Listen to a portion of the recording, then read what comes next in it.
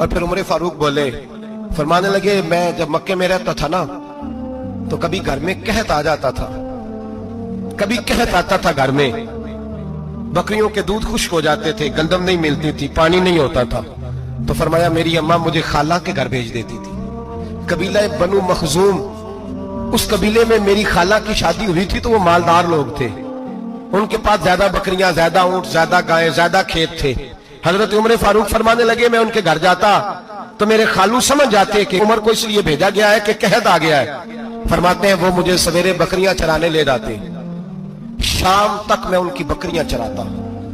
अमीरुल मोमिनीन उमर, एक तरफ मसला यह है कि कैसर व किसरा की दीवारें हिल रही है उमर के नारों से, और इधर उमर मिंबर पे बैठ के खुतबे दे रहे हैं। फरमाते हैं मैं बकरियां चराता, शाम तक खाला के घर जाके मजदूरी करता, और फरमाते हैं शाम होती तो एक मुट्ठी किशमिश मुझे देते वो। आप फरमाते हैं मैं बड़े कद वाला था, एक मुट्ठी किशमिश मिलती है, कभी एक मुट्ठी खजूरें, मैं शाम को खा के सो जाता। कई कई महीने यूं ही गुजरते तो मेरी अम्मा का पैगाम आता कि हालात सही हो गया, मेरे बेटे को भेज दो। ये बात कही, हजरत उमर रोने लगे और फिर कहने लगे अब वो वक्त आया है कि लोग मुझे अमीरुल मोमिनीन उमर कह के पुकारते हैं। बस ये दो बातें की। उमर ने कहा चलो जोहर का वक्त हो गया, अजान पढ़ो, उठो, नमाज पढ़े, उठो। अजान हुई, इकामत हुई, जनाब उमर ने नमाज पढ़ाई, लोग चले गए तो सैयदना अब्दुल रहमान इब्ने औफ दयराना था जनाब उमर से, बाजू पकड़ के कहने लगे उमर सियाना बंदा यार तू, ये दो बातें सुनाने के लिए इतना मजमा इकट्ठा किया था, ये दो बातें कहने के लिए कि मैं खाला के घर जाके मजदूरी करता था तो एक मुट्ठी किशमिश मिलती थी, एक मिट्टी मुट्ठी खजूरें, ये कहने के लिए कि मैं बकरियां चराया करता था। तो हजरत उमर फारूक रदी अल्लाह ताला अन्हु फिर रोए, फिर आंखों में आंसू आए। कहने लगे अब्दुल रहमान आज ना मिस्र शाम से कुछ लोग आए थे और वो बता रहे थे कि उमर तेरा डंका वहां भी बड़ा बजता है। वो मुझे कह रहे थे तेरे नाम के वहां भी बड़े दबदबे हैं, बड़े तस्करे हैं। तो मेरा नफ्स मुझे कह रहा था उमर देखा तू यहां बैठा है और वहां तेरे नाम का शोर हो रहा है, मुझे इसने बड़ा किया है। तो मैंने आज मुस्तफा के सारे गुलाम इकट्ठे करके अपनी औकात बता दी है।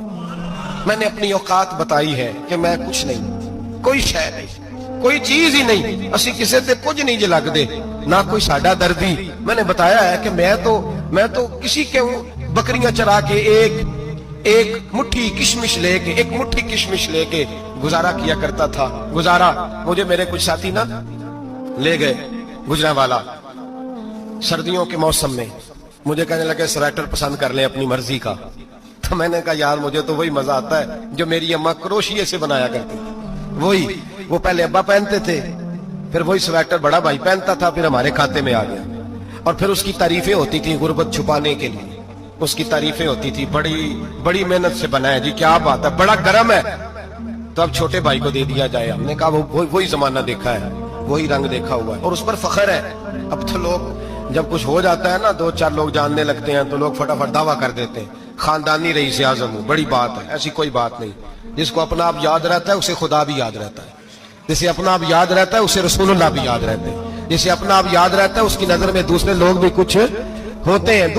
कुछ होते हैं, मैं उम्रे के लिए, हज के लिए जाता रहता हूँ, रब मुझे अपने फजल से बुला लेता है। तो मैं एयरपोर्ट से नीचे उतरा तो एक साहब मेरे जानने वाले थे, दौड़ के आए और मुझे कहने लगे क्या बात है, सुना है इस दफा आप सऊदी एयरलाइन से आए, सीधा मदीना शरीफ आए, क्या बात है आपकी। और मैंने कहा साहब छोड़ दें, मैं भी जब पहली दफा आया था तो मैं भी बड़ा घूर घूर के एयरपोर्ट देखता था, मैंने कभी देखा जो नहीं था, मैं बड़ा घूर घूर के देखता था, कोई ऐसी बात नहीं है, ये निजाम कुदरत है, बादशाह के फैसले हैं, वो जब चाहता है जिस तरह के चाहता है फैसले फरमा लेता है, तो ये उसके फैसलों की बात है। हम लोग ना जिस हैसियत पे होते हैं वहीं रह जाते हैं, पिछली बात भूल जाते हैं, इसलिए हम चाहते हैं जो भी हमें मिले झुक के मिले, जो भी आए, और ये मेरा आपका सबका मुश्तरका मामला है। मेरे नबी पाक सल्लल्लाहु ताला अलैहि वसल्लम ने सहाबा से पूछा तुम्हें बताऊं जन्नत के बादशाह कौन होंगे?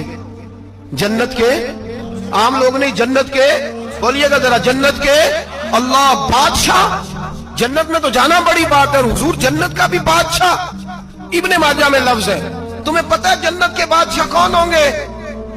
तो मेरे मुस्तफा करीम सल्लल्लाहु ताला अलैहि वसल्लम के गुलामों ने कहा हुजूर हमें नहीं पता।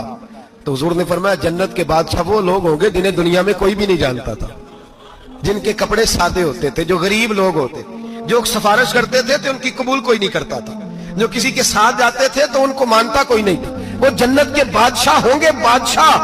और फरमाया क़यामत के दिन जब लोग उन्हें देखेंगे तो उन पर फख्र करेंगे, रश्क करेंगे, कहेंगे क्या बात है तुम्हारी, यहाँ तो शौक ही बड़ा है।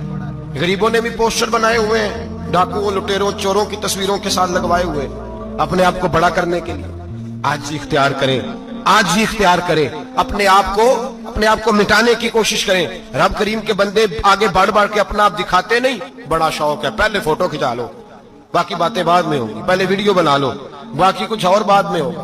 पहले अब तो परसों तरसों मुझे एक मौलाना कहने लगे कि आपसे मैंने, वो यहाँ जुमा पढ़ने आते हैं कभी कभी, मेरे दोस्त हैं, कहते हैं आपसे मैंने सुना था कि अगर कोई, उस नबी पाक का फरमान है, अगर कोई नजराना दे तो उसको ले लो, अगर कोई तोहफा दे तो उसको, हुजूर ने फरमाया ले लो अगर तुम्हें को देता है, अपनी मर्जी से, मांगना मना है, कोई दे दे तो ले लो, वरना एक वक्त आएगा तुम मांगोगे तुम्हें मिलेगा नहीं, जब को दे दे तो ले लो।